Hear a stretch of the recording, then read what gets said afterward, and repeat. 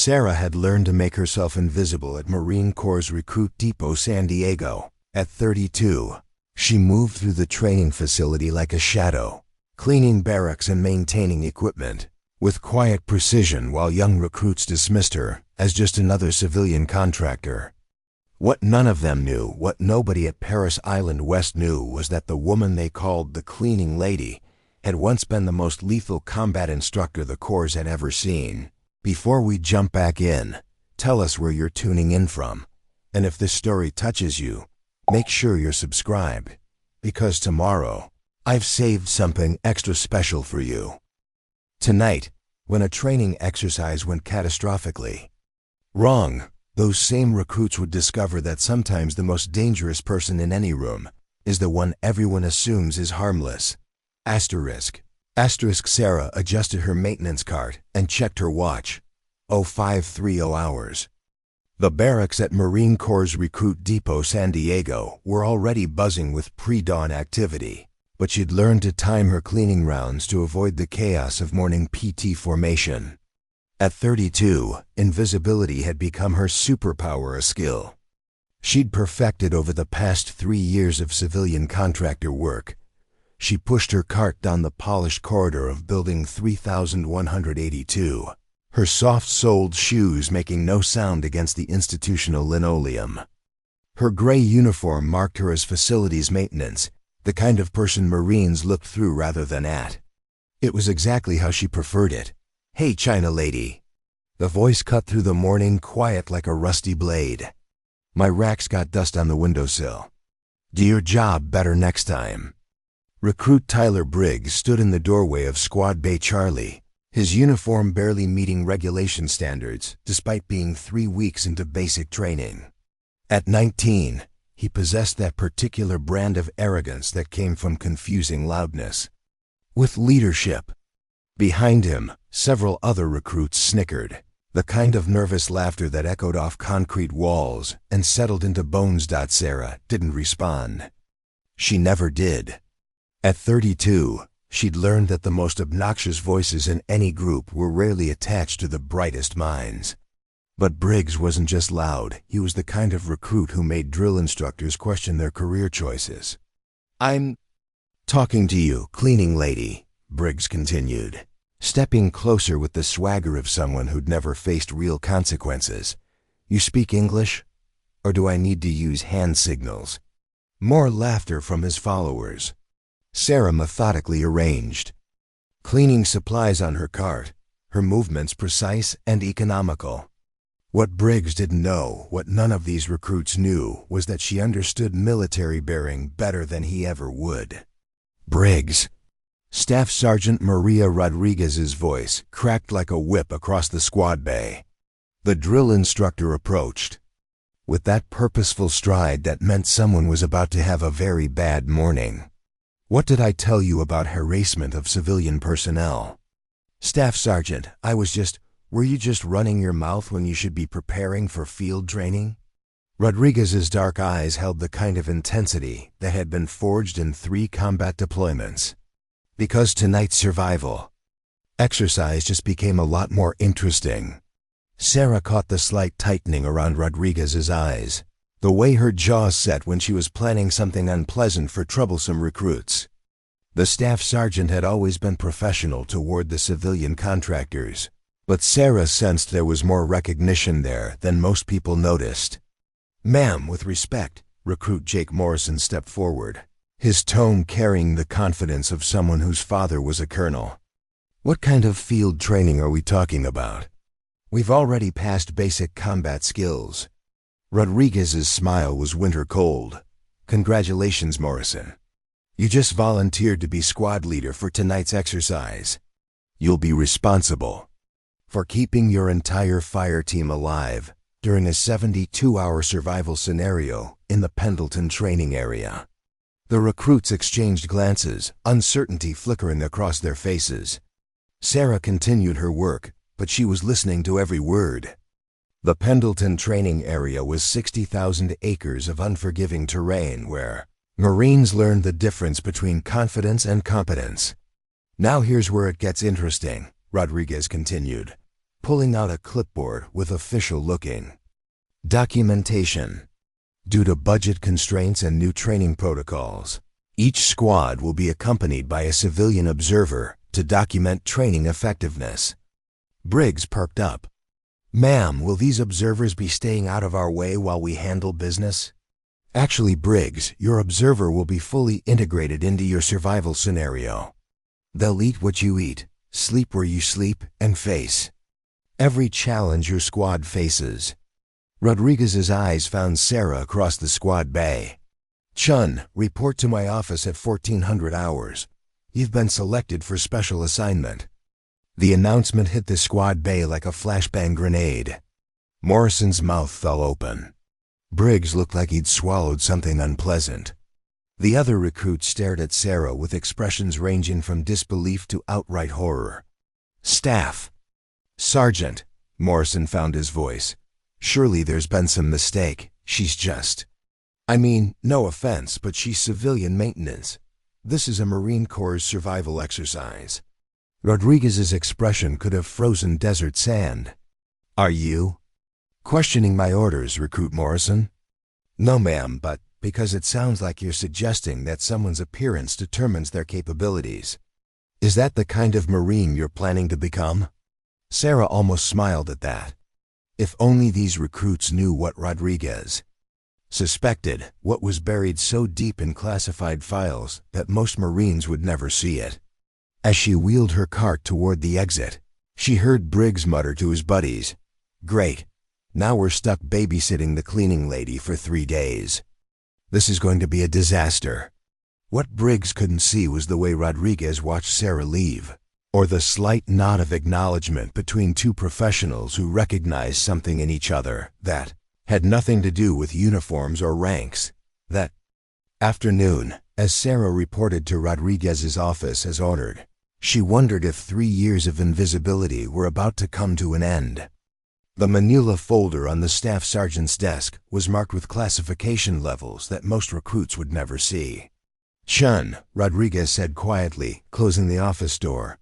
I've been reviewing some interesting files. Tell me, how long has it been since you've run a combat training exercise? Sarah met the staff sergeant's eyes steadily. 3 years, 4 months, and 16 days, ma'am. Rodriguez nodded slowly.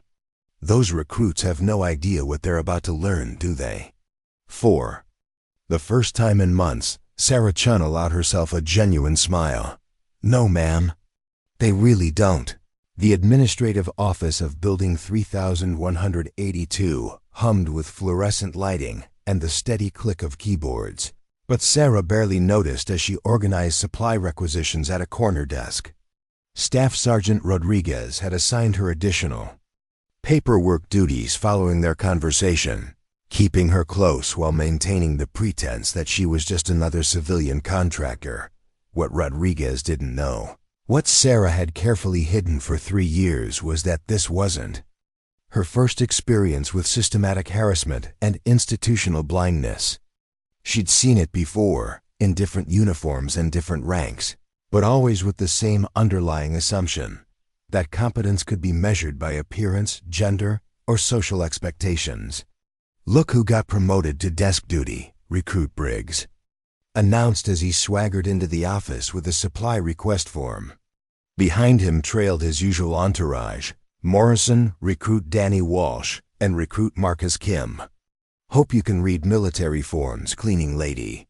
Sarah accepted the form without looking up, her eyes scanning the deliberately sloppy handwriting and incomplete information. The request was for additional MREs and water purification tablets, standard gear for the upcoming survival exercise. But the quantities were wrong, the authorization codes were missing, and the equipment specifications were completely inadequate for a 3-day field operation. This requisition is incomplete, she said quietly, not bothering to look at Briggs. You're requesting summer weight gear for a winter exercise, insufficient water purification for your squad size, and the caloric requirements are about 30% below minimum standards. The office fell silent. Even the other civilian workers stopped typing to listen.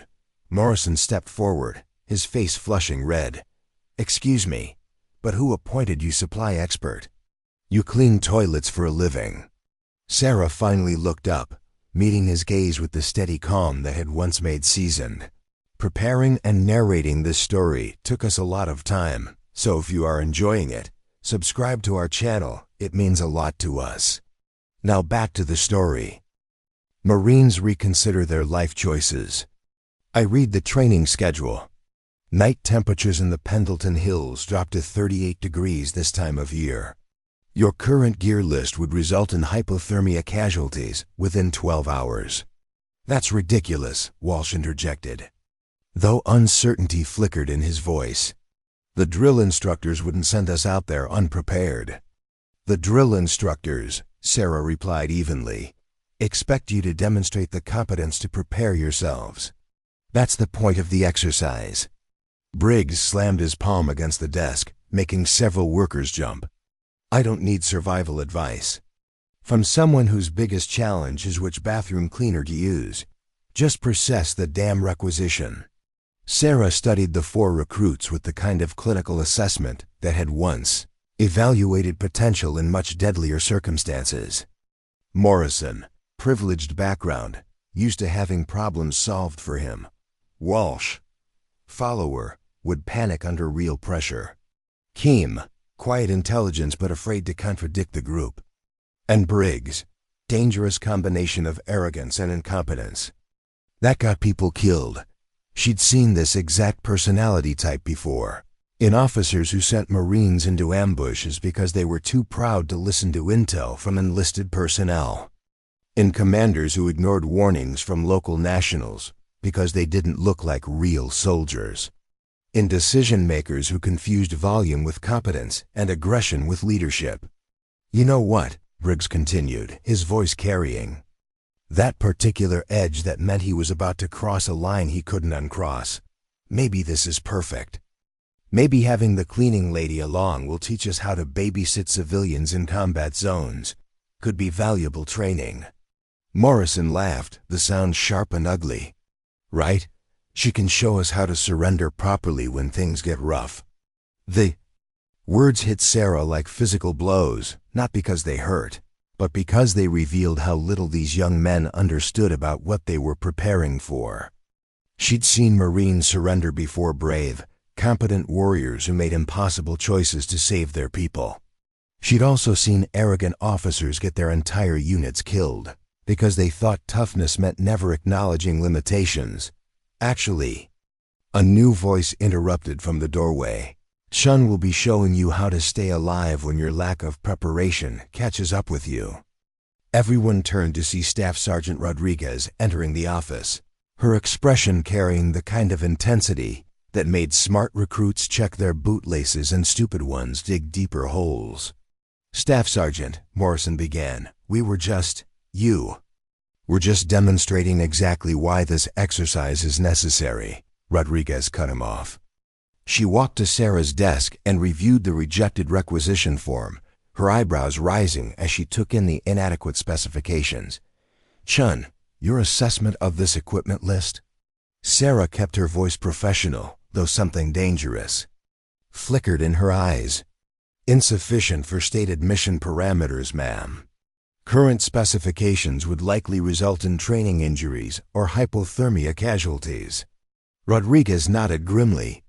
"And what would you recommend for a 72-hour winter survival exercise with potential hostile contact scenarios?" The question hung in the air like cordite. Sarah's response came with the precision of someone who had planned such operations before.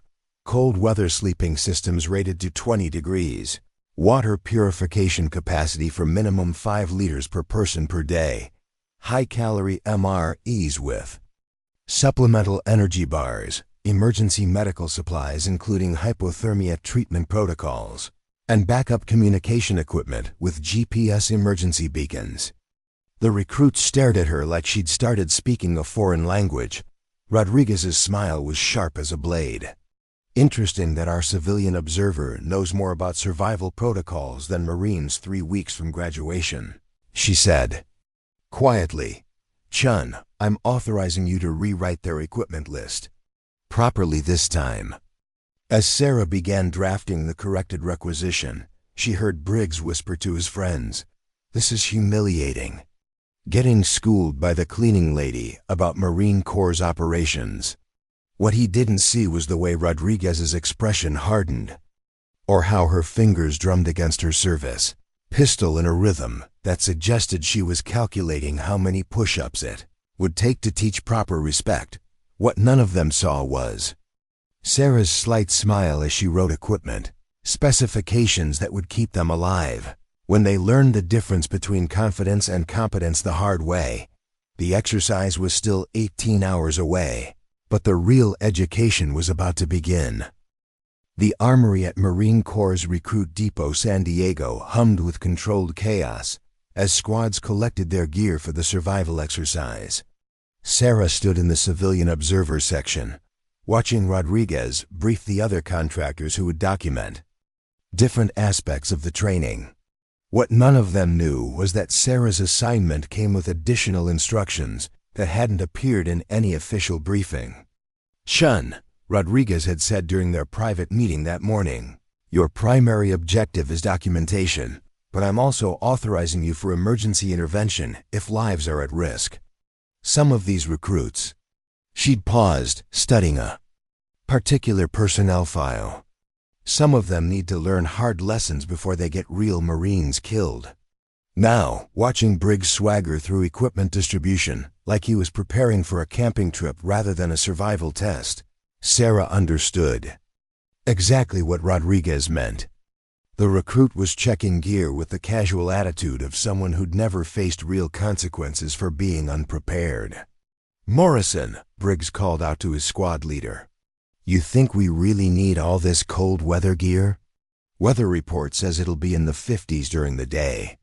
Sarah almost intervened then, almost explained that desert temperatures could drop 40 degrees after sunset, that hypothermia killed more people in moderate climates than extreme ones because they underestimated the danger. Instead, she remained silent, documenting their mistakes with the clinical detachment she'd learned during her previous life. Her previous life. That was how she thought of it now, the 8 years before Sarah Chun became a civilian contractor. 8 years when she'd held a different name, worn different uniforms, and been responsible for training Marines in skills that officially didn't exist. Captain Sarah Ghost Mitchell had been the youngest female instructor ever assigned to the Marine Corps' Classified Combat Training Group, a unit that prepared special operations personnel for missions in denied territories. She'd taught survival techniques to force recon teams, close quarters combat to embassy security details, and psychological operations to intelligence units. She'd been legendary for her ability to survive in impossible conditions and her talent for breaking down the arrogance of overconfident operators who thought their previous training made them invincible. Her record was perfect. Every Marine she'd trained had returned from their missions alive until Fallujah, the mission that ended Captain Mitchell's career, hadn't appeared in any official reports. A hostage rescue operation that went wrong when intelligence proved faulty and political pressure forced impossible timelines. She'd argued against the mission parameters, filed formal objections about inadequate preparation time, and finally disobeyed direct orders to accompany the team personally. The rescue had succeeded. All hostages recovered. All Marines returned. Alive, but her insubordination had cost her career, her rank, and officially, her identity. The choice between following orders that would get Marines killed and saving lives, while destroying her future, hadn't really been a choice at all. "Hey, observer lady." Walsh's voice snapped her back to the present. "You look like you've seen some serious stuff. Military background?" Sarah met his gaze steadily. "Some. Yeah, what branch?" "Marine Corps," she replied quietly. The admission rippled through the nearby recruits like a shockwave. Even Briggs stopped his equipment inspection to stare at her. "No way," Morrison said, disbelief written across his face. "You're I mean, what was your MOS?" Military occupational specialty. The question every Marine asked when meeting another. Sarah considered her answer carefully. Her actual MOS had been classified above these recruits' clearance level. Her training records buried in files they'd never see. Combat instructor, she said simply. Combat instructor? Briggs laughed, the sound harsh and disbelieving. Right. And I'm the commandant of the Marine Corps. Lady, janitors don't become combat instructors. Actually, Rodriguez's voice cut through the conversation like a knife. Former Marine Corps personnel often take civilian contractor positions after their service. It's quite common. The staff sergeant's tone carried a warning that made smart recruits back down. But Briggs had never been accused of being smart. Come on, Staff Sergeant, look at her. Does she look like someone who could handle combat training? She probably cleaned offices at some rear echelon unit, and now she's trying to sound impressive. Sarah felt the familiar tightness in her chest, the same feeling she'd carried since the day she'd turned in her uniform and become invisible. Part of her wanted to tell them about the 100-mile survival courses she'd designed, the hand-to-hand combat techniques she'd developed, the classified operations where her training had saved entire units. Instead, she simply said, "We'll see." But Rodriguez was watching her with new intensity, and Sarah realized the staff sergeant was putting pieces together that most people would never see. The way Sarah moved through the armory with unconscious tactical awareness, how she'd instantly identified the flaws in the recruit's equipment selection, the clinical precision with which she'd assessed survival requirements. "All right, people," Rodriguez announced. "Transport leaves in 20 minutes. Make sure your gear is properly secured and your documentation equipment is functional. The next 72 hours will test everything you think you know about survival." As the groups began loading into vehicles, Sarah overheard Briggs talking to his squad. "This is going to be easy. 3 days playing Boy Scout with adult supervision. The only real challenge will be keeping the cleaning lady from slowing us down." Sarah checked her personal gear one final time. Hidden beneath regulation civilian observer equipment was a compact survival kit that contained items most Marines wouldn't recognize, tools from her previous life that she'd sworn never to use again. But watching these recruits prepare for challenges they didn't understand, led by someone whose arrogance could get them all killed, Sarah realized that some promises were meant to be broken. When lives were at stake, the transport engine started with a diesel roar that echoed off the armory walls. As they pulled away from the safety of the base, Sarah caught Rodriguez's eyes in the rearview mirror. The staff sergeant nodded once, a gesture that said she understood exactly what Sarah was capable of, and that she was counting on it. The Humvees rolled through Camp Pendleton's rugged terrain as evening shadows stretched across the California hills.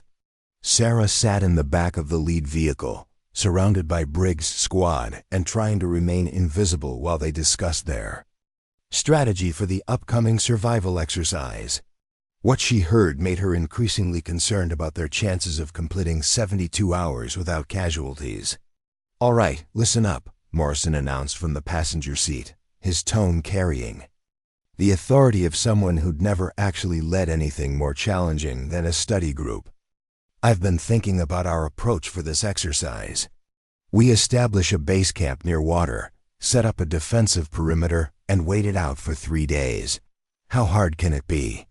Walsh nodded enthusiastically. "Right? We've got MREs, sleeping bags, and emergency beacons. This is basically expensive camping with adult supervision."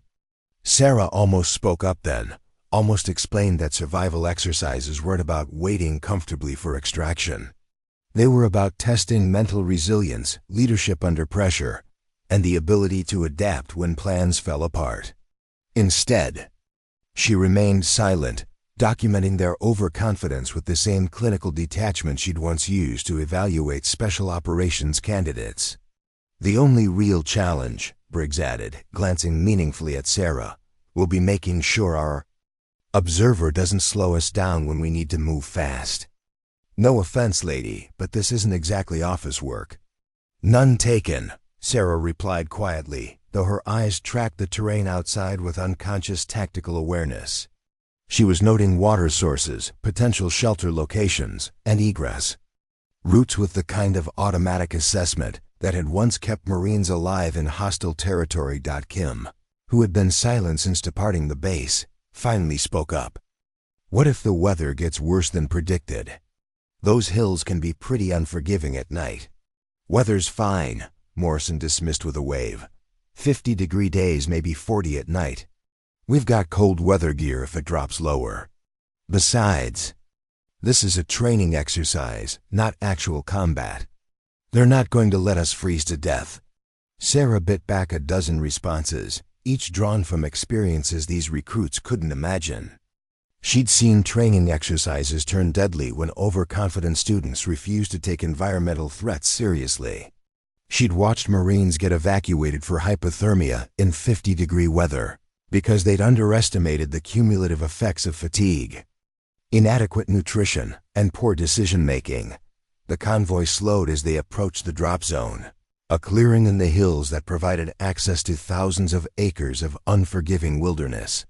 Other squads were already unloading equipment there, voices carrying across the evening air with the same mixture of excitement and bravado that Sarah remembered from her own early training.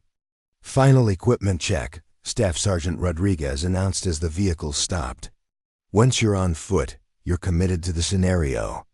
Emergency extraction is available for genuine medical emergencies only. As the squads organized their gear, Sarah noticed something that made her stomach tighten with concern. Several recruits, including Briggs and Morrison, had modified their equipment loads since the armory inspection. The cold weather sleeping systems she'd specified had been replaced with lighter summer bags. Emergency medical supplies had been reduced to basic first aid kits. Water purification tablets had been cut to minimal quantities. Briggs, she said quietly, approaching the recruit as he shouldered his pack, what happened to the cold weather? Gear from your equipment list? He turned with that familiar smirk that made her fingers twitch toward weapons she no longer carried. Too heavy, cleaning lady. Real Marines adapt to conditions instead of hauling unnecessary gear around. Maybe. That's something they didn't teach in whatever rear echelon unit you served with. Morrison overheard and laughed. Right? This isn't the Arctic. We're not going to freeze to death in California. Sarah could have explained that more people died from exposure in moderate climates than extreme ones precisely because they underestimated the danger. She could have told them about the Marines she'd trained who'd learned the hard way that survival margins disappeared rapidly when multiple stressors combined. Instead, she simply nodded and made a note in her observation log. Chun. Rodriguez approached with two other drill instructors who would be monitoring the exercise from concealed positions. Reminder that your role is documentation only, unless lives are at genuine risk. These recruits need to learn from their own mistakes. Understood, Staff Sergeant, Sarah replied, though they both knew the definition of genuine risk might be interpreted differently by someone with her background. As the sun dipped below the hills, the temperature immediately began dropping. Sarah watched the recruits' confident expressions flicker slightly as the reality of spending 3 days in wilderness began to sink in. Most of them had never been more than a few hours away from hot meals, warm beds, and modern conveniences. All right, squads, Rodriguez called out. You have your objectives, your maps, and your equipment. Demonstrate that you're worthy of the title Marine. Move out. The groups dispersed into the gathering darkness, their flashlight beams dancing across rocks and scrub brush as they searched for suitable campsites. Sarah followed Briggs' squad at a distance, her night vision adjusting automatically to the low light conditions while the recruits stumbled through terrain that seemed much more challenging than it had appeared during daylight. This place looks like Mars, Walsh muttered, playing his flashlight beam across a rocky outcropping. Where exactly are we supposed to set up camp? Anywhere with flat ground and access to water, Morrison replied. though uncertainty had crept into his voice as the reality of leadership responsibility began to weigh on him. There, Briggs pointed toward a depression between two hills. Looks sheltered and level, good enough for government work. Sarah studied the location with professional assessment and felt her concern deepen. The site was a natural drainage channel that would funnel cold air and potential rainfall directly through their camp. It offered no windbreak, limited escape routes, and was positioned in a low-lying area that would accumulate moisture and drop temperatures even further during the night. She opened her mouth to object, then caught herself. These recruits needed to learn, and sometimes education came through consequences rather than lectures. As they began establishing their camp, Sarah set up her own observation position slightly uphill, close enough to document their performance, but far enough away to avoid being blamed for their inevitable mistakes. The real test was about to begin, and she had a feeling it would be far more educational than any of them expected. At 02:00 hours, Sarah woke to the sound of chattering teeth and hushed complaints from the recruits' camp below. The temperature had dropped to 34 degrees, exactly as she'd predicted, and the natural drainage they'd chosen as their campsite had become a river of cold air flowing down from the hills. She lay perfectly still in her own sleeping system, positioned on higher ground where thermal dynamics worked in her favor rather than against her. Her cold weather gear was rated for sub-zero temperatures, but more importantly, she'd selected a location that provided natural windbreak and avoided the moisture accumulation that was currently making the recruits miserable. "Jesus Christ," she heard Walsh whisper. "It feels like a freezer down here. My sleeping bag is soaked." "Shut up and tough it out," Morrison's voice replied, though she could hear him shivering through his words. "It's just a few more hours until sunrise." Sarah checked her watch. 5 hours until sunrise. At this rate of heat loss, hypothermia would become a real concern within 2 hours. She'd seen strong Marines reduced to confused, decision-impaired casualties in similar conditions, when pride prevented them from taking corrective action. "My water bottle is frozen solid," Kim reported quietly. "How is that even possible in California?" "Because you're in a natural cold trap," Sarah thought but didn't say aloud. She watched through her night vision as the recruits huddled in inadequate sleeping bags, too proud to admit they'd made dangerous mistakes in equipment selection and campsite choice. The real test came at 03:30 when a weather front moved through the hills, bringing wind gusts that turned their uncomfortable situation into a genuine survival challenge. The temperature plummeted another 8 degrees, and moisture in the air began forming frost on exposed surfaces. "Screw this," Briggs announced, his voice tight with suppressed panic. "I'm starting a fire." Sarah sat up in her sleeping bag, instantly alert. Fire in their current location would be visible for miles, potentially compromising the exercise for other squads. More importantly, Briggs had demonstrated no competence in fire-building techniques, and desperation made people careless with flames. She watched him fumble with matches in the wind, trying to ignite a hastily constructed pile of green brush and damp wood. Each failed attempt made him more frustrated and reckless. "It won't catch," Morrison observed, his leadership reduced to stating obvious problems without proposing solutions. "The wood's too wet," Walsh added helpfully, as if identifying the issue would magically solve it. Sarah could have explained proper fire-building techniques, the importance of dry tinder, proper ventilation, progressive fuel sizing. She could have demonstrated how to identify suitable materials, even in adverse conditions. Instead, she remained silent, documenting their struggle while calculating how long she could wait before intervention became necessary. The answer came sooner than expected. Briggs, frustrated by repeated failures and desperate for warmth, doused his pile of brush with fuel from a camp stove canister. The resulting flare-up was spectacular, dangerous, and completely uncontrolled. Flames shot 6 feet into the air, singeing his eyebrows and setting nearby vegetation ablaze, "Holy shit!" Morrison yelled, jumping backward as the fire spread beyond their intended perimeter. For a moment, all 4 recruits stood frozen, watching. Flames consumed dry grass and threatened to escape into the surrounding wilderness. Their survival exercise was about to become a wildfire emergency that would endanger other squads and require immediate base response. Sarah was moving before she made a conscious decision. Years of training took over as she rolled out of her sleeping system, grabbed her emergency kit, and covered the distance to their camp in seconds. Her movements were fluid, precise, and completely unlike the bumbling civilian contractor they'd been dismissing for days. "Back away from the fire," she commanded, her voice carrying absolute authority that made all 4 recruits step backward without question. She attacked the spreading flames with systematic efficiency, using dirt and her emergency shovel to create fire breaks while simultaneously smothering the main blaze with a technique that prevented reignition.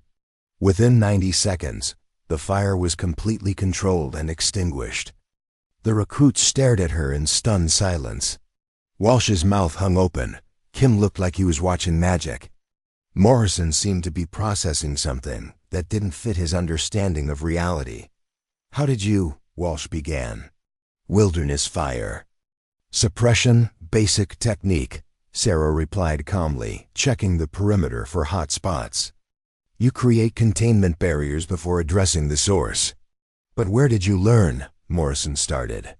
"To build fires properly," Sarah interrupted, beginning to demonstrate with the efficiency of someone who'd taught these skills hundreds of times. "You start with tinder-dry material that catches easily, then kindling pencil-thick combustible material. Finally larger fuel, added progressively as the fire establishes." Her hands moved with practiced expertise, arranging materials in a configuration that would burn efficiently while remaining completely controllable. Within minutes, she had a small, safe fire producing steady heat without visible flame signature. "The secret," she continued, as if this were a planned lesson rather than emergency intervention, "is preparation and understanding thermal dynamics. Your original site channels cold air, which is why you're experiencing such dramatic temperature drop."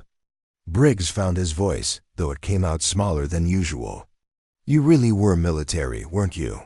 Sarah met his eyes across the firelight, and for the first time, he saw something in her expression that made him understand he'd been making assumptions about the wrong person. "Warm yourselves," she said quietly, but slowly. "Rapid temperature change after cold exposure can cause problems. And drink water. Dehydration compounds hypothermia effects." As the recruits crowded around the fire, Sarah noticed their hostility had been replaced by confused respect. They were beginning to realize that their cleaning lady knew things they didn't, had skills they needed, and possessed competence they'd completely underestimated. Morrison cleared his throat. I mean Miss Chun, thank you. We would have been in serious trouble without your help." "The exercise isn't over," Sarah replied, settling back into her observation position. "And real challenges haven't started yet." But as she watched them finally getting warmer around a properly constructed fire, she knew something fundamental had shifted. They were starting to see her differently. They just had no idea how much more they were about to learn. Dawn broke over the Pendleton Hills with deceptive beauty, painting the landscape in gold and amber while concealing the challenges that would test the recruits throughout the day. Sarah had been awake for an hour, conducting the kind of systematic reconnaissance that had become second nature during her years as an instructor. What she observed made her increasingly concerned about the squad's chances of completing the exercise without serious incident. The recruits were struggling with basic tasks that should have been routine for Marines 3 weeks from graduation. Morrison was attempting to navigate using his map and compass, but his readings were consistently wrong, leading the squad in circles. Walsh couldn't get his camp stove to function properly, leaving them without hot food or the ability to purify questionable water sources. Kim was developing blisters from improperly fitted boots, reducing his mobility with each hour. But it was Briggs who worried her most. His near disaster with the fire had shaken his confidence, but instead of learning humility, he was becoming increasingly aggressive and unpredictable. Sarah recognized the pattern from her training days. Recruits who compensated for exposed incompetence with double-down bravado were the ones who got people killed. "Chun," Morrison called out as they prepared to move to their first objective, "since you seem to know about this survival stuff, where do you think we should head next?" The question was asked with grudging respect, but Sarah caught the undertone of resentment. Morrison was still squad leader, still responsible for decisions, but his authority was being undermined by his obvious lack of competence. "That's your call to make," Sarah replied diplomatically, though her eyes were already tracking something that had caught her attention on the horizon. Aircraft, military helicopter, running a search pattern that was too systematic for routine training operations. She watched its flight path with professional interest, noting the grid pattern and methodical coverage that suggested they were looking for something specific. Or someone. "What are you staring at?" Walsh asked, following her gaze to the distant aircraft. "Helicopter," Sarah replied simply, though her mind was processing implications these recruits couldn't see. Search and rescue operations during training exercises usually meant someone was missing, injured, or had activated an emergency beacon. Given the number of squads participating in the survival exercise, the statistical probability of a serious incident was uncomfortably high. "Probably just regular training flights," Morrison dismissed, shouldering his pack with the confidence of someone who'd never been responsible for life or death decisions. "Let's move toward the checkpoint." "We're burning daylight." As they began hiking across the broken terrain, Sarah noticed details that the recruits missed entirely. Boot prints from another squad, but moving in the wrong direction for their assigned objective. Scattered equipment that suggested someone had dropped gear during a hasty movement. Most concerning, a small piece of torn fabric caught on thorns. The same color as the uniforms worn by one of the other squads. "Morrison," she said quietly, pointing to the fabric, "you might want to look at this." The squad leader examined the material with the kind of careful attention that came from growing respect for Sarah's observations. "What do you think it means?" "Could be nothing," Sarah replied, though her tactical instincts were screaming warnings. "Or it could mean another squad encountered problems and had to move quickly." She knelt beside the thorns, examining the fabric with the kind of detailed analysis that revealed more than casual observation. The tear was recent, within the last few hours. The angle suggested someone moving rapidly through the brush, possibly while carrying or supporting another person. Most telling, there were blood traces on the thorns. "There's blood," Kim observed, his voice tight with concern. "Could be from the thorns," Briggs said dismissively, though uncertainty flickered in his eyes. "People get scratched in the field all the time." Sarah studied the blood pattern with clinical detachment. The volume and distribution suggested more than minor scratches. Someone in the other squad was injured, possibly seriously enough to require evacuation. She was about to voice her concerns when her trained hearing caught something the recruits missed entirely: the distinctive crack of branches breaking under weight, coming from a ravine approximately 200 meters northeast of their position. The sound was wrong for wildlife, too deliberate, too heavy, and accompanied by what might have been human voices calling for help. "Stop," she said quietly, holding up her hand with the kind of authority that made all four recruits freeze immediately. "What?"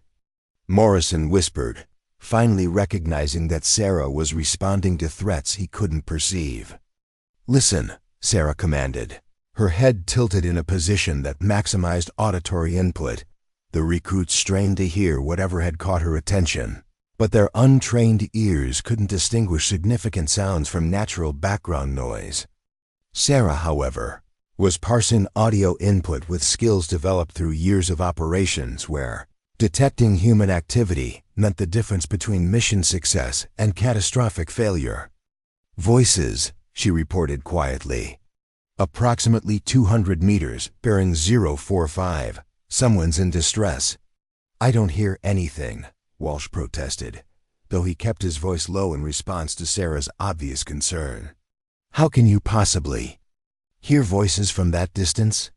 Morrison demanded, his leadership challenged by Sarah's superior awareness. Sarah almost explained about auditory training, about learning to distinguish human sounds from environmental noise, about the techniques that had allowed her to detect enemy movement in urban combat zones. Instead, she simply said, experience. The helicopter's search pattern was tightening, focusing on an area that included the ravine where Sarah had detected the distress calls. The coincidence was too significant to ignore. Chun, Morrison said slowly, pieces beginning to click together. In his mind, what exactly did you do in the Marine Corps?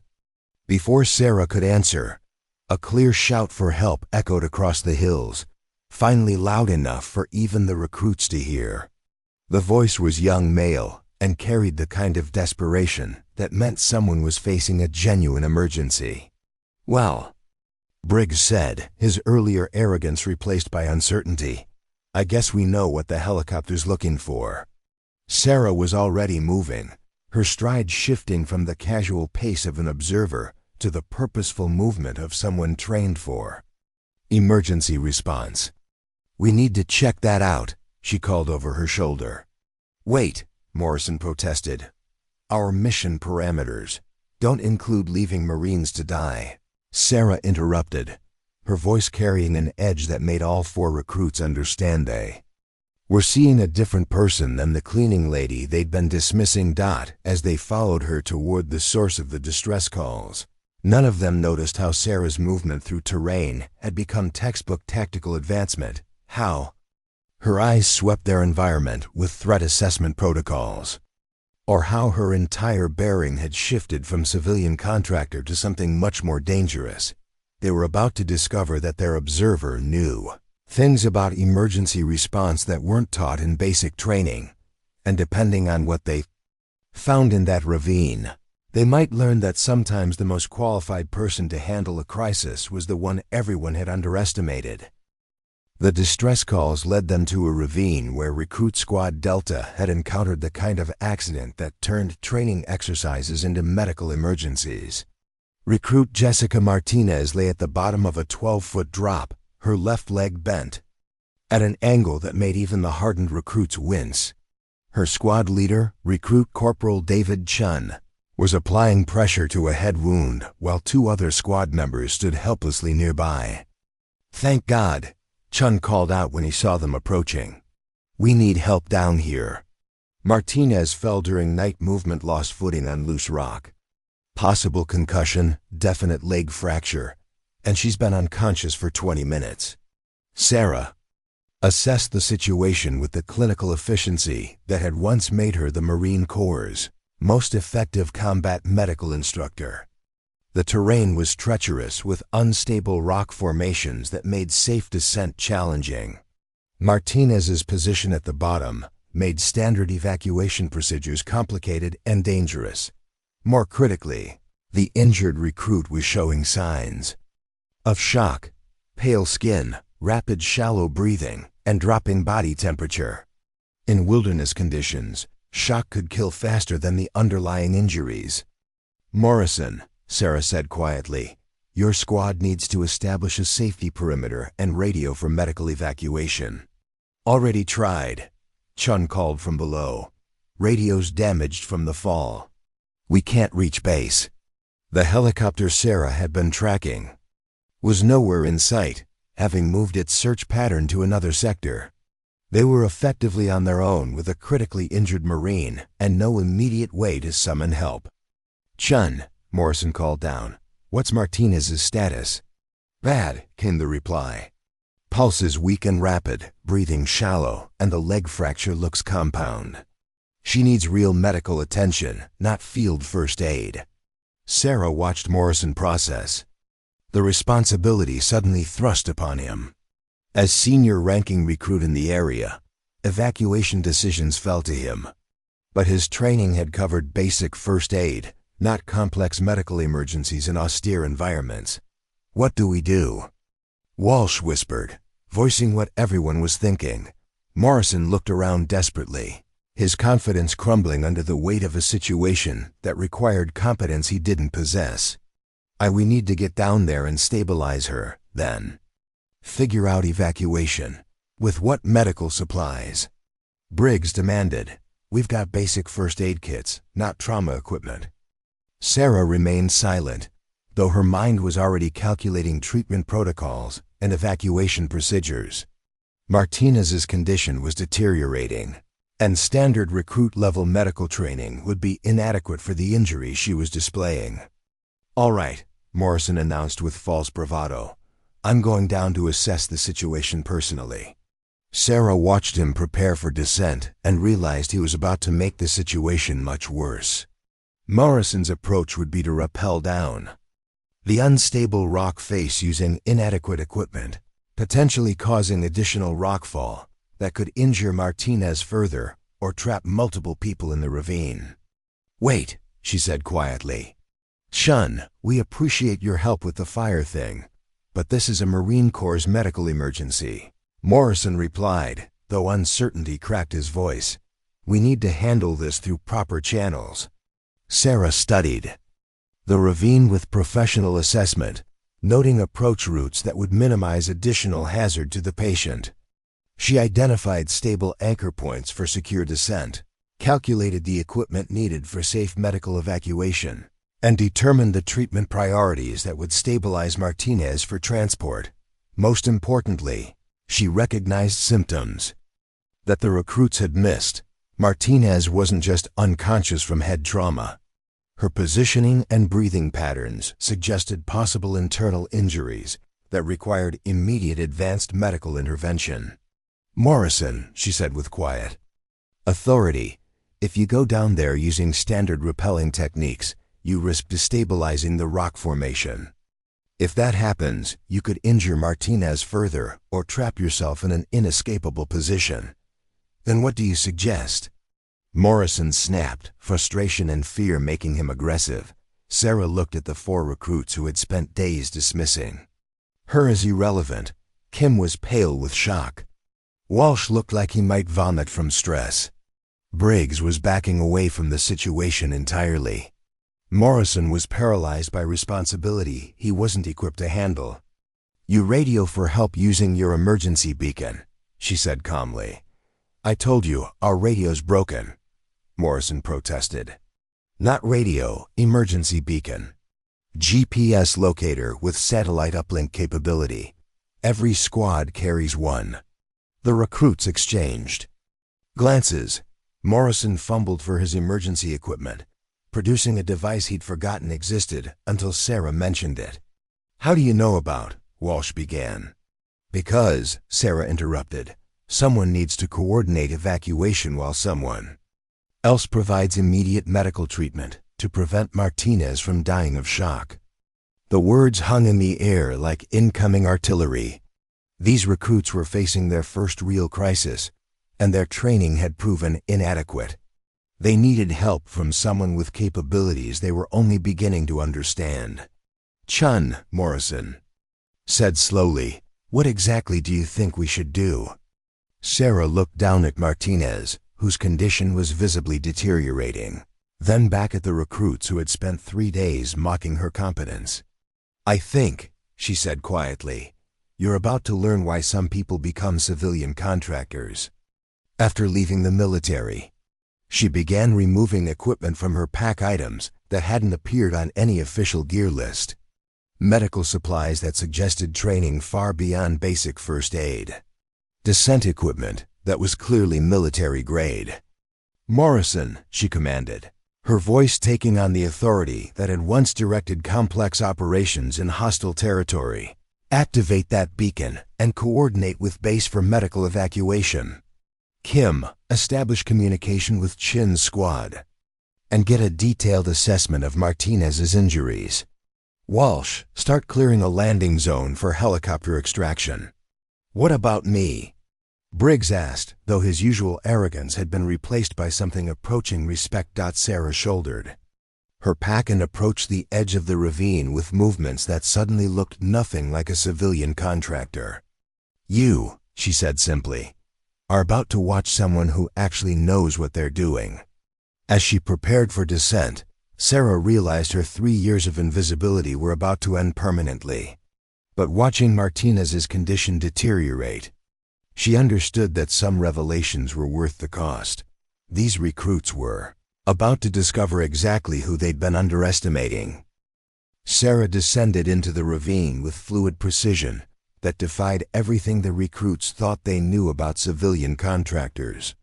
Her movement was textbook tactical rappelling, using natural anchor points and equipment that had definitely not appeared on any standard gear list. She reached Martinez's position in under 90 seconds, moving with the confidence of someone who had performed similar extractions dozens of times before. "Vitals," she called to Chun as she immediately began her assessment. "Pulse weak and rapid. Breathing shallow, unconscious for approximately 30 minutes, Chun reported, though his voice carried new respect as he watched Sarah work with obvious professional competence.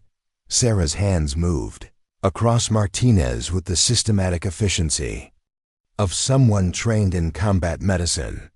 Her assessment was thorough, methodical, and revealed training that went far beyond basic first aid.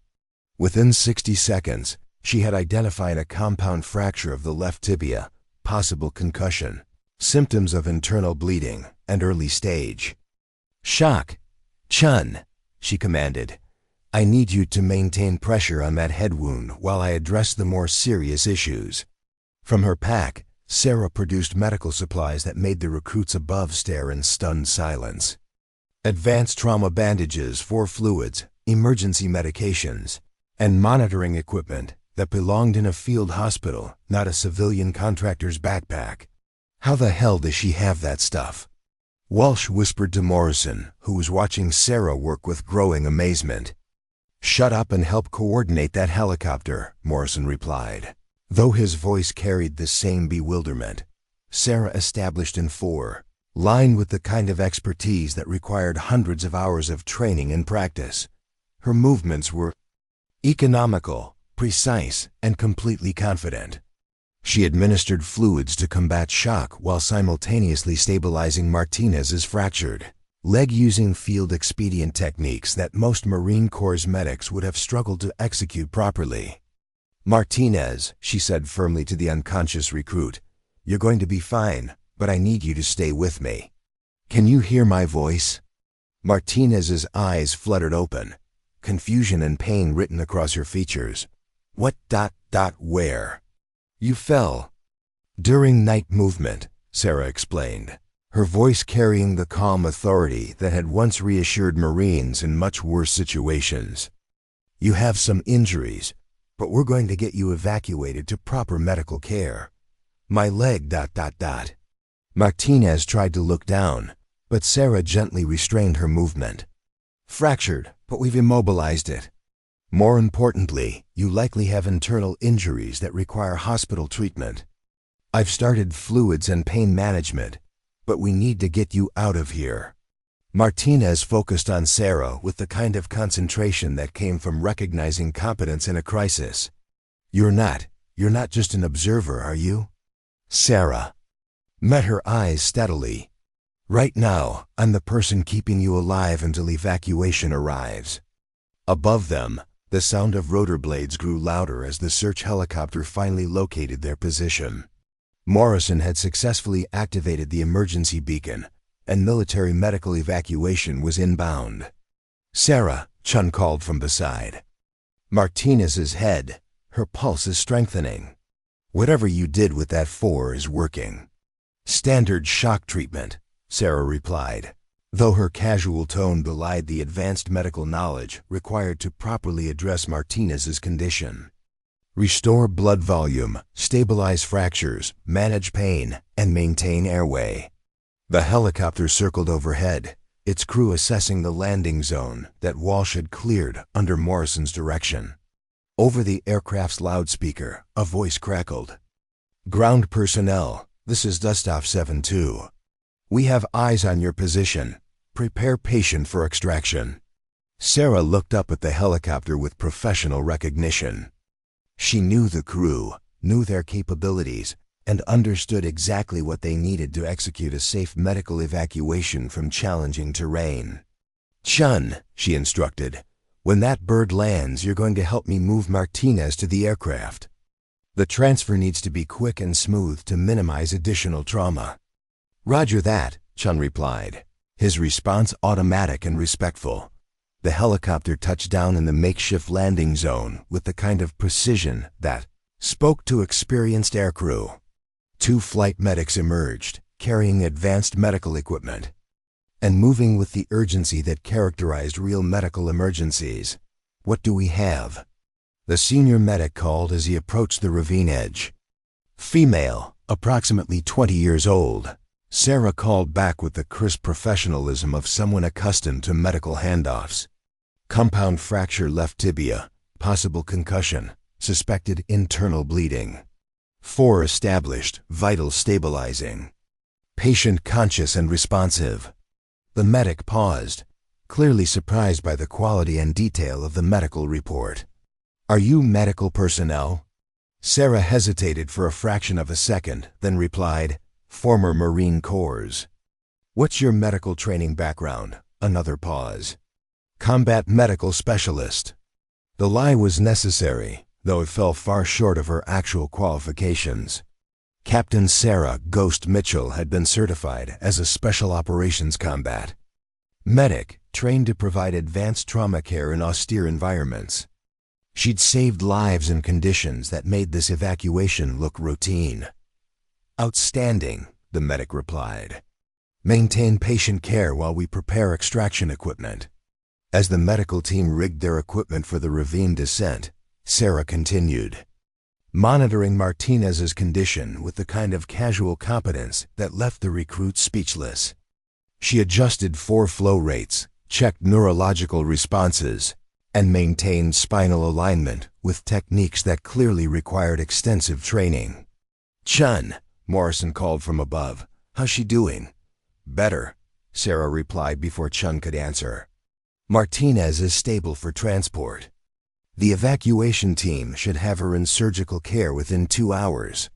Morrison stared down at the woman who had been their dismissed cleaning lady just hours before. Sarah ... "Where did you learn to do all this?" Sarah looked up at the 4 recruits who had spent days mocking her competence. "Sometimes," she said quietly, "the most important skills are the ones people don't expect you to have." As the medical team completed Martinez's extraction and the helicopter lifted off toward Base Hospital, Sarah began cleaning her equipment with the methodical precision of someone for whom such procedures were routine. The recruits watched in stunned silence, finally understanding that they had been making assumptions about someone whose capabilities they couldn't even comprehend. Chun broke the silence first. "Sarah ... thank you. You saved her life." Sarah shouldered her pack, noting how the recruits were looking at her, with expressions ranging from amazement to something approaching awe. "That's what Marines do," she replied simply. "We take care of each other." But as they prepared to continue their exercise, all 4 recruits understood that they had just witnessed something impossible. Their observer had performed advanced medical procedures that most Marines couldn't execute, using equipment that civilian contractors didn't carry, with competence that suggested training they were only beginning to question. The exercise was far from over, but everything had changed. The silence stretched for nearly 5 minutes after the medical helicopter disappeared over the hills, carrying Martinez to safety. The 4 recruits stood in the makeshift landing zone, staring at Sarah as she methodically cleaned and repacked medical equipment that had just saved a Marine's life. Morrison was the first to find his voice, though it came out smaller than usual. "Sarah ... that wasn't basic first aid." Sarah continued organizing her gear with the same precise movements she'd used throughout the medical emergency. "No," she replied quietly, "it wasn't. Combat medical specialist, Kim said slowly, processing.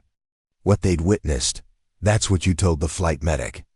Among other things, Sarah acknowledged, shouldering her pack with movements that had become noticeably more military in bearing. Walsh stepped forward, his earlier dismissiveness replaced by something approaching reverence. Chun, what you just did, that was advanced trauma care. Field surgery techniques. Where exactly did you learn that? Sarah met his gaze steadily, calculating how much truth these recruits were ready to handle. 3 years of careful invisibility were crumbling, but Martinez's life had been worth the exposure. Marine Corps' Special Operations Training Group, she said finally. Advanced Combat Medical Course, Instructor Certification. The words hit the squad like incoming artillery. Briggs' mouth fell open. Morrison took an involuntary step backward. Kim stared at her like she'd materialized from another dimension. Special operations? Morrison's voice cracked with disbelief. You're telling us you were special ops? I'm telling you, Sarah replied with quiet authority, that I taught special operations personnel how to stay alive in situations much worse than this. She watched their faces process implications they were only beginning to understand. Special Operations Training Group wasn't just elite military training, it was the kind of assignment that required security clearances and capabilities most Marines never even heard about. That's impossible, Briggs protested, though his usual arrogance had been replaced by uncertainty. You're a civilian contractor. You clean buildings. Sarah studied him with the clinical assessment that had once evaluated potential in much deadlier circumstances. Briggs, what do you think happens to special operations instructors when their military careers end? They become contractors. Morrison answered slowly, pieces clicking together in his mind. Private military companies, training organizations, government consulting. Or, Sarah added quietly, they disappear entirely and take jobs where nobody asks questions about their background. The statement hung in the air like cordite. Kim was the first to grasp the implications. You weren't just hiding your qualifications. You were hiding your identity. Sarah nodded once, a gesture that confirmed suspicions they were only beginning to form. Jesus Christ, Walsh whispered. Who are you really? Sarah considered the question carefully. These recruits had witnessed capabilities that couldn't be explained by standard military training. They deserved some version of the truth, even if it couldn't be the complete story. Captain Sarah Mitchell, she said finally. Former instructor, Marine Corps Special Operations Training Group, specialized in survival techniques, combat medicine, and high-risk personnel training. Former captain? Morrison's voice carried new respect mixed with confusion. What happened? Why are you working as a civilian contractor? The question touched on classified operations and political decisions that these recruits would never understand. Sarah's fall from grace had involved missions that officially never happened, orders that conflicted with protecting Marine lives, and choices that had cost her everything except her conscience. Sometimes, she said carefully, doing the right thing costs more than you expect to pay. Kim stepped closer, his intelligence allowing him to read between lines the others missed. You sacrificed your career to save Marines, didn't you? Sarah met his eyes and saw understanding that made her realize these recruits were more perceptive than she'd given them credit for. The specifics are classified, she replied. What matters is that Marines came home alive. And you became invisible. Morrison said, his tone carrying newfound respect for choices he was only beginning to comprehend. For 3 years, Sarah confirmed. Until today. Briggs found his voice, though it carried none of his earlier cockiness. Captain ... I mean Sarah, we've been treating you like ... Like a cleaning lady who didn't deserve respect, Sarah finished. For him, yes you have. The rebuke was gentle but unmistakable. All 4 recruits looked appropriately ashamed as they processed how completely they'd misjudged someone whose qualifications exceeded their understanding. Ma'am, Walsh said formally. "What should we call you now?" Sarah considered the question. Captain Mitchell belonged to a previous life, buried under classification levels and political necessities.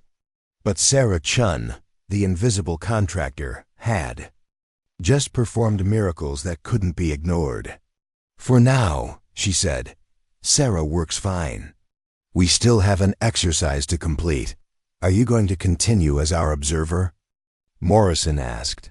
Though his tone suggested he understood their dynamic had changed permanently. Sarah looked at the 4 recruits, who had learned in a single morning that assumptions could be dangerous, that competence came in unexpected packages, and that respect should be earned rather than assumed. "I'm going to continue ensuring you become Marines worthy of the title," she replied. That was always the mission. As they prepared to continue their survival exercise, each recruit understood that they were no longer being observed by a civilian contractor. They were being trained by someone whose credentials they couldn't even comprehend. But more importantly, they were learning from someone who had sacrificed everything to ensure Marines came home alive. The exercise would continue, but everything about their understanding of leadership, competence, and respect had changed forever. The afternoon brought challenges that tested everything the recruits thought they understood about survival and leadership. What had begun as a routine training exercise was rapidly evolving into something that would push them far beyond their comfort zones and force Sarah to reveal capabilities she'd hoped to keep buried forever. It started with the radio traffic. All stations, this is base control." The emergency frequency crackled through Morrison's handheld radio. "Be advised, we have confirmed hostile contact in training area 7. Repeat, hostile contact confirmed. This is not a drill." The squad froze, Morrison's hand trembling slightly as he keyed the microphone. "Base control, this is Squad Charlie. Request clarification on hostile contact. Squad Charlie, unknown armed personnel have been detected in your operational area. Possibly escaped prisoners from the civilian detention facility near Oceanside. Weapons presumed, intentions unknown. All training squads are to implement security protocols and move to designated rally points for extraction." Sarah's blood ran cold. The Oceanside facility housed federal detainees, including some classified as high-security risks. If inmates had escaped into the training area, the situation had just escalated from educational exercise to potential combat scenario. "Sarah," Morrison said, his voice tight with uncertainty, "what exactly are security protocols for this kind of situation?" The question revealed how completely their training had failed to prepare them for real-world complications. These recruits knew textbook procedures for controlled environments, but escaped prisoners with unknown capabilities in vast wilderness terrain was a scenario that required experience they didn't possess. "First priority is intelligence gathering," Sarah replied, her voice taking on the crisp authority of someone who had managed similar crises before. "We need to know how many, what weapons they might have, and their most likely movement patterns." She was already scanning the terrain with tactical assessment that went far beyond standard survival training. Escape routes, defensible positions, concealment opportunities. Her mind automatically cataloged information that might become critical if the situation deteriorated further. "Base control. Squad Charlie," Morrison transmitted. "Request specific. Information on number of escaped personnel and last known location. Squad Charlie, base control. 3 confirmed escapees, last seen moving northeast from facility approximately 6 hours ago. Unknown weapon status. Caution advised, these individuals are considered extremely dangerous." Kin looked pale as the implication sank in. 3 armed prisoners somewhere in these hills, and we've got basic training weapons and no real combat experience. "Speak for yourself," Briggs muttered. Though his usual bravado was notably absent. Sarah studied their location on the topographical map. calculating probable escape routes and hideout locations with the kind of systematic analysis that had once been her specialty. The geography offered numerous concealment opportunities, but it also channeled movement through predictable corridors. "Morrison," she said quietly, "we need to move now." "Why?" Walsh asked, though he was already shouldering his pack in response to the urgency in Sarah's voice. "Because," Sarah replied, pointing to their current position on the map, "we're directly between the detention facility and the best concealment terrain in the training area. If those escapees are moving northeast, they'll come through here." As if summoned by her words, the crack of breaking branches echoed from the tree line approximately 300 meters downhill from their position. The sound was too heavy for wildlife, too deliberate for natural causes. "Contact," Sarah whispered, her voice carrying the kind of absolute authority that made all 4 recruits freeze instantly. She moved to a concealed observation position with fluid precision that belonged to a different world than civilian contracting. Her eyes tracked movement through the brush below 3 figures moving with the cautious desperation of people avoiding pursuit. 3 males, she reported quietly, moving northeast as predicted. One appears to be carrying what looks like an improvised weapon, possibly taken from facility staff during escape. Morrison fumbled for his radio, but Sarah held up a restraining hand. "Radio silence," she commanded. "Sound carries in these hills. We don't want to give away our position." "Then what do we do?" Kim whispered, fear evident in his voice. Sarah watched the escaped prisoners below, noting their movement patterns and apparent physical condition. They were tired, probably dehydrated, and moving without tactical awareness, advantages that could be exploited by someone who knew how. "We shadow them," she said simply. "Maintain contact while staying concealed. Gather intelligence on their capabilities and intentions, and coordinate with base when we have actionable information." "Shadow them?" Bregg's voice cracked. "You're talking about stalking escaped prisoners with unknown weapons. We're recruits, not special forces operators." Sarah turned to look at him with an expression that made him understand exactly how much he still didn't know about the woman he'd been dismissing as a cleaning lady. "You're recruits," she agreed quietly. "I'm not." The statement hung in the air like incoming artillery. Morrison stared at her with growing comprehension of what they were really dealing with. "Sarah," he said slowly, "what exactly did you do in Special Operations Training Group?" "I taught personnel how to track, evade, and neutralize threats in hostile territory," she replied with clinical honesty. "Among other things." Walsh swallowed hard. "And you think we should engage escaped prisoners?" "I think," Sarah corrected, "that we should conduct reconnaissance and intelligence gathering to support base security operations. There's a difference." She was already moving, using terrain features and natural concealment to maintain visual contact with the prisoners while staying invisible herself. Her movement was textbook stealth, covering ground with efficiency that left no tracks and made no sound. "Follow me," she called softly to the recruits. "Stay low, stay quiet, and do exactly what I tell you." As they began their pursuit, Morrison realized that their survival exercise had just become something much more dangerous, and that their observer was the only thing standing between them and a situation that could turn deadly very quickly. Watching Sarah move through hostile terrain with obvious professional competence, he also understood that they were about to receive training that wasn't available in any official Marine Corps curriculum. They were about to learn from someone who had operated in places where mistakes got people killed. The tracking operation lasted 3 hours, during which the recruits received an education in advanced tactical surveillance that wasn't available in any official Marine Corps manual. Sarah moved through the terrain like a ghost, maintaining visual contact with the escaped prisoners while teaching the recruits techniques that belonged to special operations rather than basic training.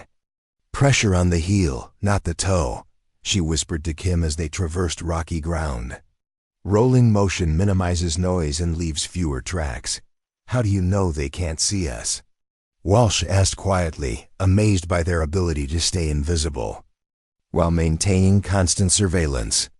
Because, Sarah replied, they're moving like civilians in a panic, not trained personnel conducting counter-surveillance. They're focused on distance covered, not tactical awareness. But the situation changed dramatically when the prisoners reached an abandoned maintenance building at the edge of the training area. Sarah watched through binoculars as they broke. Inside, emerging moments later with what appeared to be tools and equipment that could be fashioned into weapons. Base control. This is Shadow Team, she transmitted on a frequency the recruits hadn't known existed. 3 subjects have occupied Structure 7 and are acquiring improvised weapons. Request immediate tactical support. Morrison stared at her in amazement. Shadow Team? What frequency are you using? Emergency tactical channel, Sarah replied without taking her eyes off the building. Classified operations frequency. Base control Shadow Team, the radio crackled back. Tactical team is 30 minutes out. Maintain surveillance and avoid contact unless absolutely necessary. Roger, base control. Continuing observation. But the situation deteriorated rapidly when the sound of helicopter rotors approached from the south. The escaped prisoners, hearing the aircraft, panicked and began moving directly toward the ridge where Sarah's team was concealed. They're coming our way, Briggs whispered, fear evident in his voice. Sarah tracked their movement with tactical precision, calculating intercept courses and escape routes with the kind of systematic analysis that had once kept special operations teams alive in hostile territory. The geography was working against them. The prisoners' panic was driving them directly into a confrontation that could turn deadly. Morrison, she said quietly, you need to make a decision. Do you trust me to handle this, or do you want to follow official protocols and risk getting your people killed? The question hung in the air like incoming artillery. Morrison looked at his squad, Kim pale with stress, Walsh gripping his rifle with white knuckles, Briggs backing away from their position, then at Sarah, who was preparing equipment with the calm competence of someone who had faced much worse situations. What do you need? He asked simply. Sarah's response revealed capabilities that transformed her from observer to operator in an instant. I need you to establish overwatch positions and maintain radio contact with base. If this goes wrong, you call for immediate extraction and get your people out of here. What about you? Kim asked. I'm going to do what I was trained to do, Sarah replied. Checking equipment that had definitely not appeared on any civilian contractor gear list. She moved down the ridge with fluid precision that belonged to a different world than training exercises. Her approach was textbook special operations, using terrain for concealment, moving with noise discipline that made her invisible, positioning herself to control the encounter rather than simply react to it. The escaped prisoners reached the ridge line in full panic, crashing through brush with the kind of noise that advertised their presence to anyone within 100 meters. Sarah positioned herself at a natural choke point where the terrain channeled their movement, giving her tactical advantage and multiple options for controlling the situation. Federal agents, stop where you are, she called out with absolute authority. That made all 3 prisoners freeze instantly. The lead prisoner, a man in his 30s with prison tattoos and desperate eyes, raised an improvised weapon fashioned from maintenance tools. Back off, lady. We're not going back to that place. Sarah stepped into view with movements that radiated competence and control. Her bearing was unmistakably military, her positioning textbook tactical, her voice carrying the kind of authority that came from years of life or death situations. You're not federal agents, the second prisoner observed, though uncertainty flickered in his voice as he took in Sarah's obvious professionalism. Special operations, Sarah replied simply. And you're surrounded. It was a bluff, but delivered with such conviction that all 3 prisoners looked around nervously. suddenly aware that their panic-driven movement had led them into what felt like a carefully orchestrated trap. "We don't want trouble," the third prisoner said, his weapon lowering slightly. "We just want to get away from here." "Then drop your weapons and assume prone positions," Sarah commanded. "You have 30 seconds before tactical support arrives." Above them, the recruits watched in stunned amazement as their former cleaning lady controlled 3 desperate armed prisoners, using nothing but voice command and tactical positioning. Her authority was absolute, her competence undeniable, her transformation complete. "She's not even armed," Walsh whispered into his radio. "She doesn't need to be," Morrison replied. Finally understanding what they were witnessing, the helicopter appeared over the ridge, carrying the tactical team that would secure the prisoners and end the crisis. But the recruits knew they had just witnessed something extraordinary. Someone whose capabilities exceeded their understanding had resolved a potentially deadly situation using skills that belonged to the Shadows. As the tactical team secured the prisoners, Sarah walked back, up the ridge to where her squad waited. Her expression was calm, professional, and completely unlike the invisible contractor they had known for 3 days. "Exercise complete," she said simply. But Morrison knew that their real education was just beginning. They had witnessed capabilities that most Marines would never see, learned from someone whose qualifications were buried in classification levels they couldn't access. Most importantly, they had discovered that sometimes the most dangerous person in any situation was the one everyone assumed was harmless. The prisoners were secured. The crisis was over, but the lessons about respect, competence, and hidden potential were just beginning to sink in. The debriefing room at Marine Corps Recruit Depot buzzed with activity as senior officers processed the events of the past 72 hours. What had begun as a routine survival exercise had evolved into a complex operation involving medical evacuations, prisoner apprehension, and the exposure of systematic harassment that had been festering in the training command for months. Colonel James Harrison, the base commander, reviewed incident reports with the kind of grim attention that suggested heads were about to roll. Beside him sat Staff Sergeant Rodriguez, whose suspicions about Sarah's background had proven more accurate than even she had imagined. "Gentlemen," Colonel Harrison addressed the 4 recruits who sat at attention in chairs facing his desk, "I've reviewed your statements regarding the events of the survival exercise. What I'm struggling to understand is how a civilian contractor managed to perform advanced medical procedures, conduct tactical surveillance operations, and apprehend 3 escaped federal prisoners." Morrison cleared his throat nervously. "Sir, with respect, Sarah Chun isn't just a civilian contractor. She's former Marine Corps Special Operations Training Group, Captain Sarah Mitchell." The name hit the room like incoming artillery. Rodriguez sat up straighter, recognition flickering in her eyes. Colonel Harrison's expression shifted from confusion to something approaching awe. "Captain Sarah Mitchell," he repeated slowly. "The Sarah Mitchell who taught combat medicine to force recon teams. The instructor who designed the advanced survival protocols we still use today." "Yes, sir," Kim replied. "She saved Martinez's life with trauma care that most field medics couldn't perform. Then she tracked escaped prisoners for 3 hours and apprehended them without firing a shot." Colonel Harrison leaned back in his chair, processing implications that extended far beyond a training exercise gone wrong. "Where is Captain Mitchell now?" "Cleaning bathrooms in building 3182, Walsh answered, his voice carrying the shame of someone who finally understood the magnitude of their misjudgment. The statement hung in the air like cordite.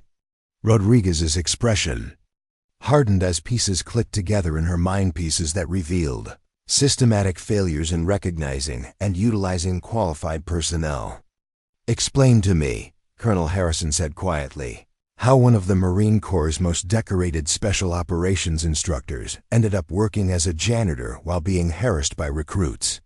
Briggs found his voice, though it came out smaller then. Usual. Sir, we didn't know. We assumed ... We treated her like she was just a cleaning lady who didn't deserve respect, Morrison finished. We were wrong, sir. Completely wrong. Colonel Harrison stood and walked to the window overlooking the training facility where Sarah was presumably continuing her invisible work. Captain Mitchell's service record is classified at levels most of us will never see. Her fall from grace involved a situation in Fallujah where she disobeyed direct orders to save Marine lives. He turned back to face the recruits. She sacrificed her career, her rank, and her identity to ensure that Marines came home alive. And you four treated her like garbage. The rebuke was gentle but unmistakable. All four recruits looked appropriately ashamed as they processed the full scope of their failure to recognize competence, leadership, and sacrifice when it didn't come in the package they expected. Sir, Morrison said formally, we'd like to request permission to apologize to Captain Mitchell personally. You'll have that opportunity, Colonel Harrison replied. But first, we need to address the systematic issues that allowed this situation to develop. He picked up a thick file folder marked with classification warnings. During the exercise, Captain Mitchell documented numerous instances of harassment, discrimination, and failure to utilize qualified personnel. Her observations suggest problems that extend far beyond individual bad actors. Rodriguez leaned forward. Sir, what kind of systematic changes are we talking about? Complete review of civilian contractor utilization protocols, Harrison replied. Mandatory respect and dignity training for all personnel. Most importantly, formal recognition that competence comes in many forms and should be evaluated based on capability, not appearance or assumptions. He looked directly at the four recruits. You four are going to be part of that change. Your experience with Captain Mitchell will become a case study in leadership failure and recovery. You'll help teach other Marines about the dangers of assumptions and the importance of recognizing hidden potential. Kim straightened in his chair. Sir, we'd be honored to help prevent other Marines from making our mistakes. Good, Colonel Harrison nodded. Because Captain Mitchell has agreed to return to active instruction duties.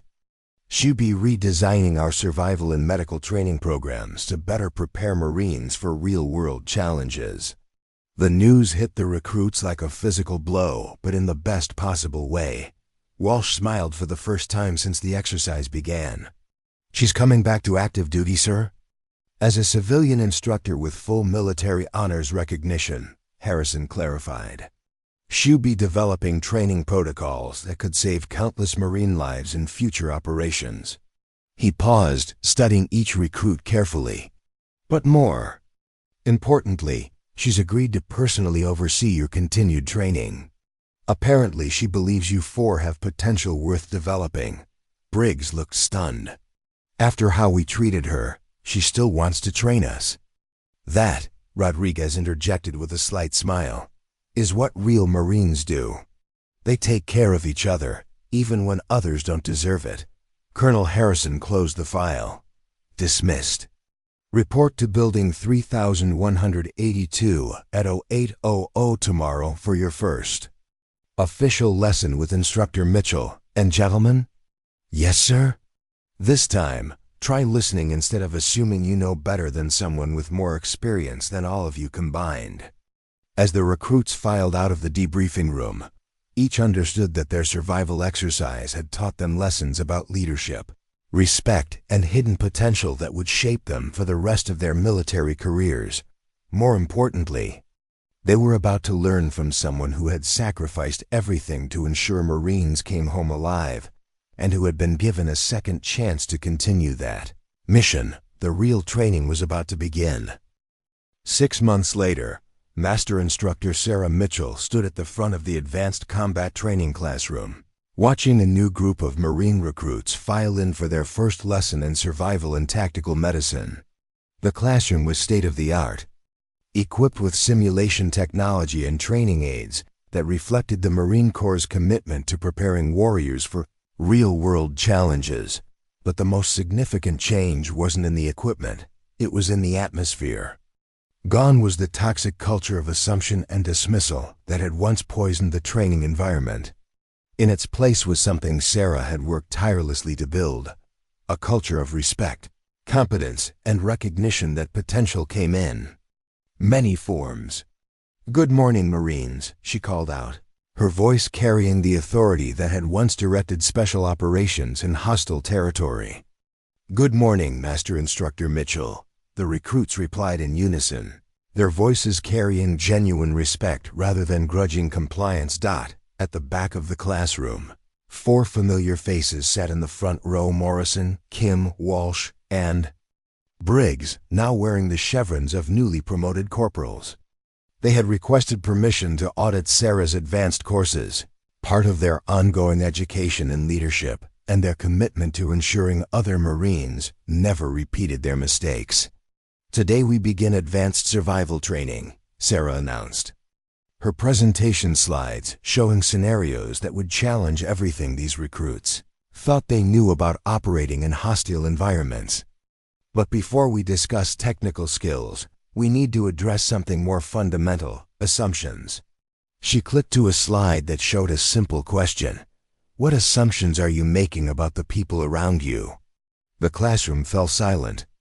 As recruits processed the question, Sarah let the silence stretch, understanding that real learning required discomfort.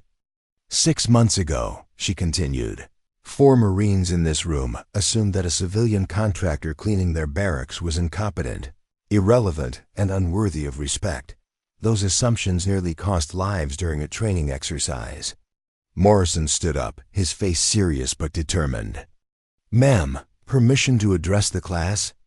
"Granted, Corporal Morrison." Morrison turned to face his fellow Marines, his voice carrying the weight of hard-learned experience. "Master Instructor Mitchell is being generous. We didn't just make assumptions, we were arrogant, disrespectful, and dangerous. We judged someone based on appearance and job title instead of character and capability." Kim stood beside him. "We learned that the woman we dismissed as just a cleaning lady was actually one of the most qualified combat instructors the Marine Corps has ever produced. She saved lives while we were still figuring out how to tie our boots properly." Walsh joined them. "The lesson isn't just about respect. It's about recognizing that competence and leadership come in forms you might not expect. The most dangerous assumption in combat is that you can judge capability based on surface appearance." Finally, Briggs stood, his transformation perhaps the most dramatic of the 4. "Master Instructor Mitchell taught us that being a Marine isn't about being the loudest voice or the most aggressive personality. It's about taking care of each other, recognizing excellence wherever it appears, and earning respect through competence rather than demanding it through rank." The classroom listened in rapt attention as the 4 corporals shared their story, how arrogance had blinded them to expertise, how crisis had revealed truth, and how learning to see clearly had made them better Marines and better leaders. Sarah watched with quiet pride as her former tormentors became her most effective advocates for cultural change. The transformation in these 4 men represented everything she hoped to achieve through her return to training Marines. "The technical skills we'll learn in this course," she said as the corporals resumed their seats, "are designed to keep you alive in hostile environments. But the most important lesson is this: your survival often depends on recognizing and utilizing the capabilities of everyone around you, regardless of their rank, background, or appearance." She clicked to her next slide, showing statistics that drove home the point. 70% of military casualties result from failures in teamwork, communication, and leadership. Technical competence alone is never enough. A young recruit in the 3rd row raised her hand. "Ma'am, how do we avoid making the same mistakes those corporals made?" Sarah smiled, recognizing the hunger for learning that made teaching worthwhile. "You start by assuming that everyone around you has something valuable to contribute. You listen more than you speak. You judge people by their actions and character rather than their appearance or position. She paused, looking around the room, at faces that represented the future of Marine Corps leadership. Most importantly, you remember that respect is earned through competence, integrity, and taking care of your fellow Marines, not through volume, aggression, or entitlement. The class continued for 2 hours, covering advanced medical techniques, survival psychology, and tactical decision-making. But the foundational lesson about respect and recognition had been established in those first crucial minutes. As the recruits filed out, several approached Sarah with genuine questions about leadership, technique, and career development. Their respect was real, earned through demonstrated competence rather than demanded through position. Morrison lingered after the others had left. "Ma'am, thank you for giving us a second chance, for teaching us to be better Marines, for showing us what real leadership looks like." Sarah met his eyes and saw the young man who had learned that true strength came from acknowledging when you were wrong and working to become better. "Morrison, the best Marines are the ones who learn from their mistakes and help others avoid making the same ones. You four have become exactly the kind of leaders this Corps needs." As she packed her teaching materials, Sarah reflected on the journey that had brought her from invisible contractor to respected instructor. The path had been painful, the cost significant, but the opportunity to shape future Marines made every sacrifice worthwhile. Outside her window, the next generation of Marines practiced formations under the California sun, their training guided by principles of respect, competence, and recognition that Sarah had helped establish. Among them, she could see the 4 corporals who had learned that the most important battles were often fought not against external enemies, but against the assumptions and prejudices that weakened them from within.